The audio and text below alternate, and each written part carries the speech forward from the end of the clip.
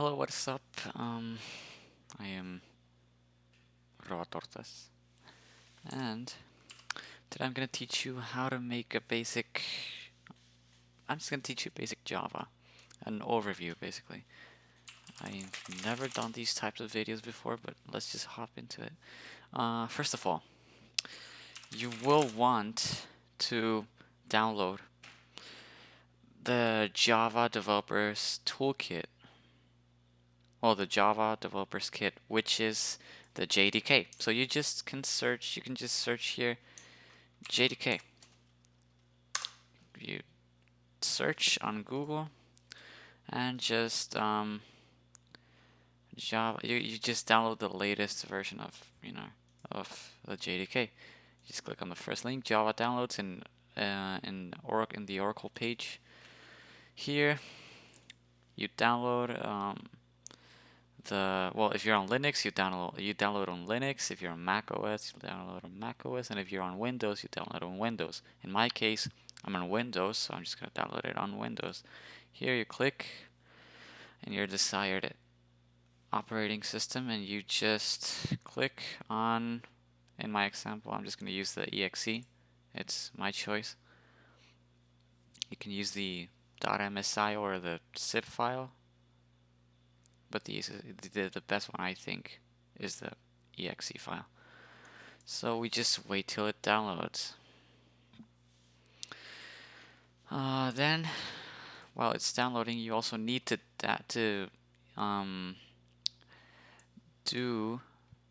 download what's called an IDE. And what is an IDE? You might be asking yourself. Well, an IDE means an integrated development environment. Integrated development environment. So, what is that? So, an integrated development environment is, in simple terms, just integrated development environment. So, an IDE is just the program that lets you have tools that make your development easier, much easier. It just helps you out while developing an app, and it's just very useful. Everybody uses an IDE, and people who say that they don't, well, they are just ignorant. You could not use an IDE, like, it's fine, but some people, for example, say that using an IDE is for new people and shit. It's not like that. Everybody uses an IDE. Professionals, non-professionals, everybody. So, it's okay if you don't want to use an IDE, but I recommend you to use one. And today we're gonna learn Java. I'm gonna teach Java. So, the best two IDEs for Java development are Eclipse, the Eclipse IDE, made by the Eclipse Foundation, and IntelliJ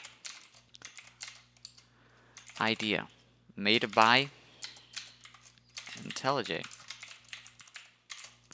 So you can use whichever you want. They are very similar in terms of everything. So I am gonna use Eclipse in my case. I like Eclipse. I prefer Eclipse much more than IntelliJ, because IntelliJ you need to pay for the program. You can get I think it was a 30-day free trial. But you can't you need to pay eventually for it. You can get the free version for a little while, but that's basically it. So you can pay for IntelliJ, but I will just stick with Eclipse. So I will just use Eclipse. if you use IntelliJ, there's no issue. You can still follow my process almost exactly the same. So let's hop into it. So you can install here Eclipse IDE. You just search for Eclipse IDE, Eclipse downloads in the Eclipse Foundation page. And here, get Eclipse IDE 2022-09. Download, and it will just take you to the download page. It's taken a while because my internet is very slow. And you just click download. And here, thank you for downloading. And I'm gonna go through the installation of Eclipse because it's not hard, but still, I just want you to know how you download it correctly, just in case. And so yeah, we have the JDK installed. Well, download it. Now we need to install it in our computers. So we just click on the file, we open it, and well, the wizard is going to appear on our screens. You click yes. It's a trusted publisher, so yes, you click on it, and it will just take you to a new window. And here's just the installation, and I already have it installed. No.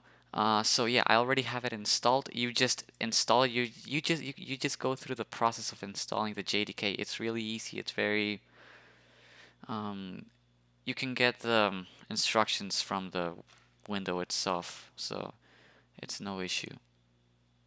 So now that we have the the JDK installed, let's install Eclipse. Here Eclipse the installer. You just click on it, and I'm just gonna tell you how to do it. Here, Eclipse installer, and Eclipse IDE for Java developers. You can download for the C developers, or for the embedded C developers, but well, we're gonna use Java, so we need to install the Java developers. So we just click on it, and here Java 17 plus VM. So here it just you need to input here your JDK, the JDK that you just installed. And you might be asking yourself, where is the JDK that I installed? Where are the files? And it's really easy. You just go to your file explorer, and here in this PC, you just go to your main C drive, go into program files, and here in Java, here's my JDK. My JDK is the 18.0.2.1. So here you just copy, well, not copy that, but you just copy the actual file path. You just click on the JDK folder and just copy the path and insert it here. Just put it up here, and here you can inspect, browse, put this on there, select folder, and I already have it selected, so no new VMs found. So you just click, you just go through that process, and in the installation folder, where do you want to install Eclipse? I recommend you to put it on here, on the same folder, on the same path that it will be created. In my case, it's users.robat.eclipse.java-2022-09. So you just click install. That's basically it. Click install, and it will take a few minutes, but it will install eventually, and it will finally ask you if you want to open Eclipse once the installation is done. So I'm not going to click on install because I already have the installation on my computer, but yeah, that's the process of installation. Really easy. And now, once Eclipse is installed, you can just open it, Eclipse IDE here, and you might notice that my menu here, this window, looks different from yours. Why is that? Because it's just I have a custom add-on installed to Eclipse, so it looks this way. So it's gonna appear It's gonna appear this way. It's gonna appear this way. So you just select if you want to create a new workspace. Which what is a workspace? You might be asking yourself. Well, a workspace is just a folder where all your projects will be saved and where Eclipse can read them and write on them.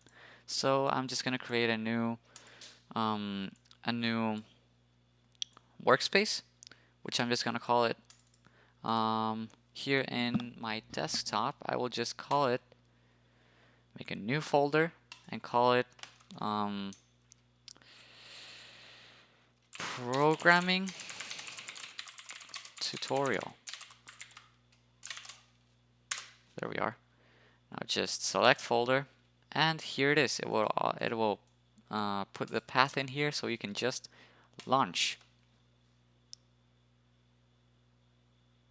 and it will start. Eclipse will start, and now you will see the Eclipse window. This is the main window. You can close that, and now here you can see the whole Eclipse setup. You can change the appearance of Eclipse. Here, if you go to Window, Preferences, General, and Appearance, you can see the colors and fonts and label decorations. If you just click on the Appearance tab, you can see the theme. I have the Dev Style theme. You can put it in Classic, Dark, Light, and System. Why do I have the Dev Style theme? Well, because I installed an add-on for that. And color and font, I just have it in the default. You can change any of these things, and if you want to install some add-ons, for example, I want a new theme, for example, I can just search theme, Eclipse theme. And now you can see here in the marketplace, in the HTTPS //marketplace.eclipse.org, click on that link and you will see that Eclipse color theme. You can just go to the Eclipse marketplace in general and just search for theme, for example dark theme, and it will search for you. And once it's done, if my internet wants to be fast enough, there we are, I have this one, Darkest Dark theme with Dev Style. You can download Eclipse Spectrum Dark theme. You can download any of these themes, but I like this one the most because it's very well made and it makes, in general, installing themes much easier. So yeah, I just have it there, and great. Now here it is. It might seem a little bit scary at first to have this whole setup, but it's very easy. Trust me. So there are two types of view for viewing your Java project. You can use the Package Explorer, or you can go to Window, Appearance, and Show View and see a lot of different windows you can add to your workspace. For example, JavaDoc here is in here. Declaration is in here. And yeah, and Problems is in here. So the Package Explorer is a kind of way to see your project. The other way that I like much more is the Navigator. It's deprecated, but it's amazing. I love it. The Navigator is just basically like viewing your your files as they are on your system. Let me explain here. So let's just put the Navigator. It's gonna open up here on the bottom here, Navigator deprecated. You can just move the tab to wherever you want. You can move it here, you can move it here, you can move it here. It doesn't matter. It works perfectly. So but I will put it in the top left corner because that's the best place. So I'm just gonna go to the Package Explorer, create a Java project. So you just put the project name. I want to name the project, for example, Learn Programming, or well, Tutorial Programming. I'm just gonna call it that. And you can put different here. You can use an execution environment JRE. What is that? And a JRE will just basically the version of Java that is available for everyone, for the public. For example, if you just go to Chrome and just put Java, here, Java Oracle, this is the main Java page, download Java. Here, this download Java is the version that your clients or, well, any person that doesn't develop in Java will download. This is the client version of Java, basically. So here, I usually want to make the JRE version to the 1.8. Why 1.8? Because 1.8, the version 8, is the version that appears on the Java main page. This download button will download Java 8. So the thing is, if you use later versions of Java, for example, the Java version 11, people that have the normal JRE installation, the Java 8, will not be able to run your Java 11 code. But if you put it on Java 8 here, people who use newer versions of Java, like for example Java 16, Java 12, Java 11, will be able to use your program. So I really recommend you to use Java 8, and it's also a version that is going to be supported for a very long time. So I recommend you to use Java 8 for this.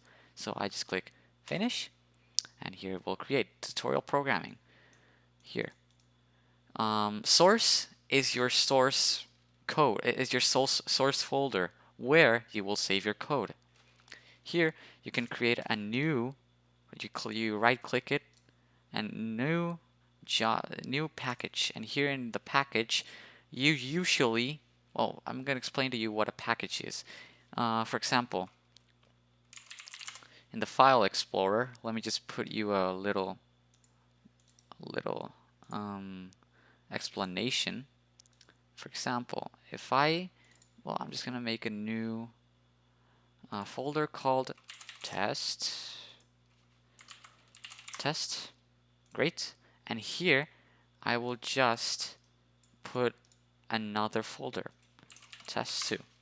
And here I will put another folder, test3. So imagine this folder is your source folder. Now this is inside your source folder, and this is inside your source folder. This part right here, this is a package. That part. And a package is just basically a group of folders. So for example, if you want to make a new package here, you want to make a new package called I don't know, test1, test2, and test3. You want 3 folders, one named test1, another named test2, and another named test3. So you make that package by just putting, for example, test1 dot. That dot separates each folder. It's just like putting a slash in the File Explorer. But here you need to put a dot, test1 dot test2 dot test3. Now you just click finish, and look at this. Test1 dot test2 dot test3. And this is what I'm talking about. The Package Explorer displays packages, and then Navigator displays folders. Here in Navigator, here you can see the 3 folders, test1, test2, and test3. And here in the Package Explorer, you can just see test1 dot test2 dot test3. I like the Navigator view much more because it displays the folders literally how they are on your computer. So if we go here into the programming tutorial folder, you can now see over here tutorial programming, source, test1, test2, test3, just like in Eclipse. Great. I'm just gonna get those folders out of here because I'm gonna explain to you now how you make how you properly name your packages. So I'm just gonna create a new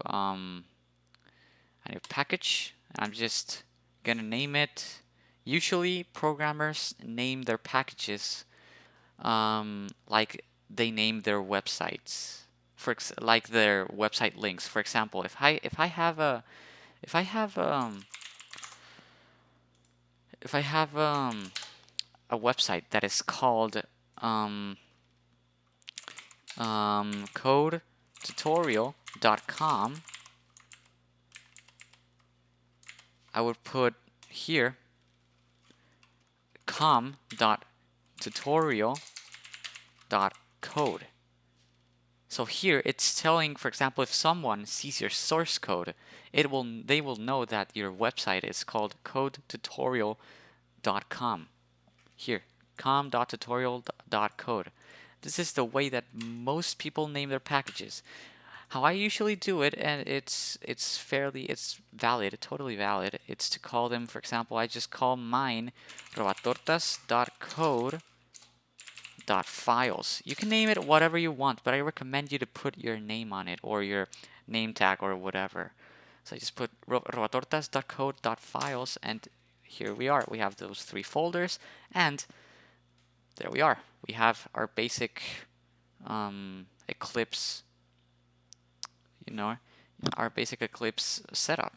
So bin, oh yeah, let me explain this part. Bin is just our binaries. Bin stands for binaries. So here it creates it might look exactly like the source. For example, if I create a new file in source, like for example this .java, it will create a new file on the bin called this name.class. Here we open it and we see a class file editor. Source code not found. There is no source file attached to the class file. So what this basically means, what are the binaries? So, well, basically the binaries in Java, this folder basically works this way. Let me just go into Paint, and let me just make it a little bit less flashy here because it's annoying. Wait a second. There we are. So now, a binary. How Java works is fairly simple. So the Java uses a virtual machine called the JVM to run our programs. So why do we use a virtual machine to run our programs in Java? First of all, what is a virtual machine? Well, a virtual machine in simple terms is just a machine that is virtualized. Amazing, right? Crazy. So it's just a machine that is ran virtually. It's not a real machine. It's not a real computer. It's ran by a computer. It's for example, a computer inside a computer. It's the easiest way to put it. So why do we use a JVM for Java? It's very simple. Because Java was made to run on any platform that supports it. For example, Java. Let me just search Java here and go to the Wikipedia. Here, Java was made by James Gosling.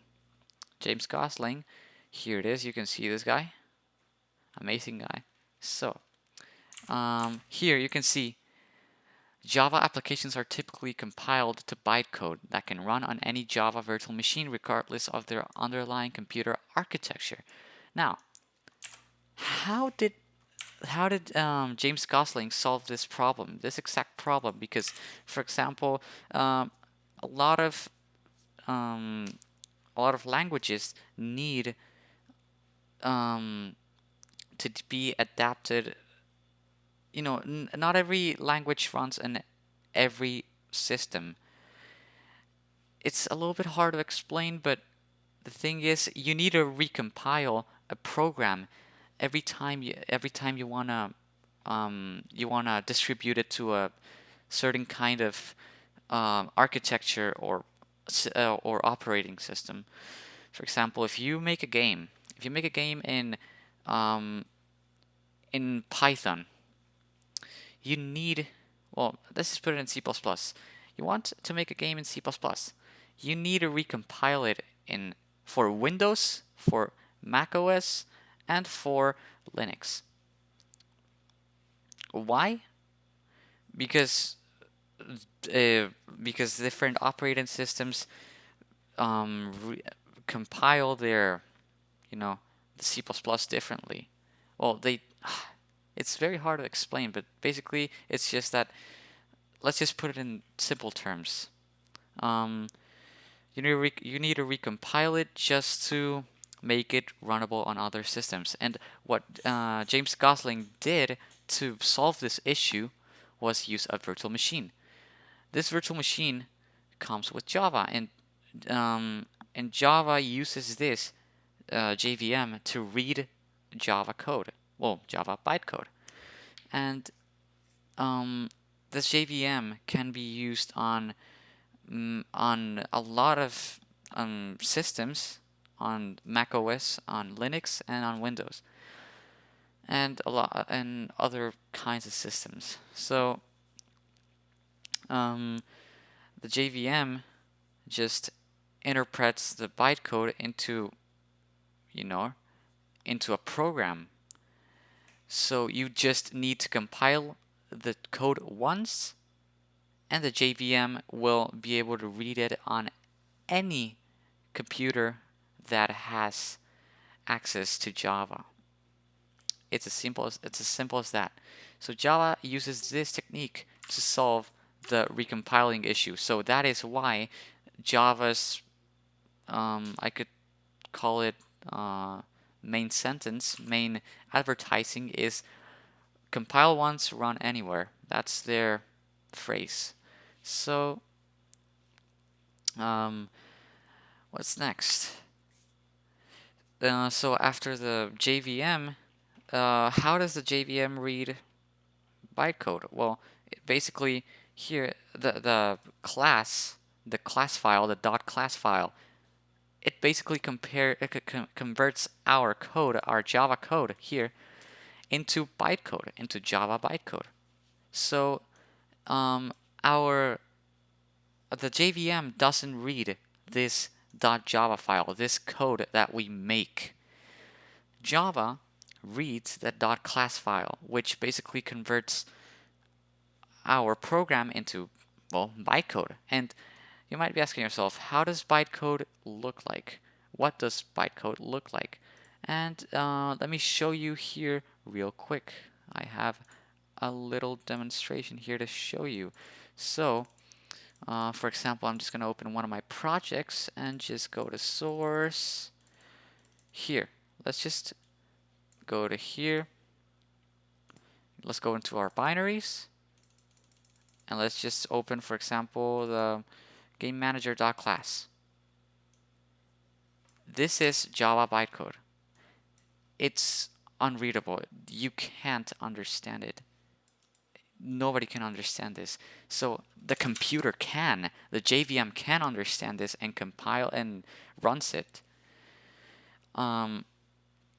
So this is the .class file. This is how a .class file on the inside looks like. So the computer, the JVM reads that and runs it. That's basically how Java works, and that's why Java was and still is one of the most popular languages in the world.